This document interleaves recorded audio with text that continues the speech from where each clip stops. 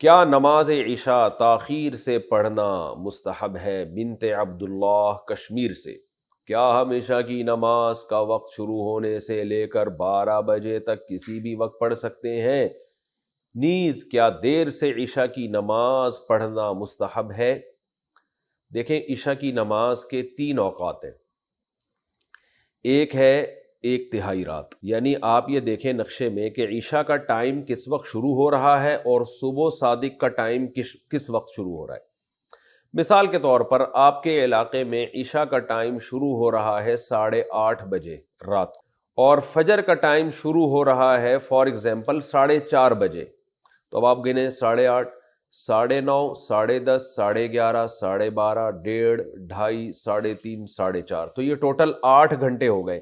हम आसानी के लिए ये 9 घंटे कर लेते हैं, यानी फजर का टाइम शुरू हो रहा है 5:30 बजे।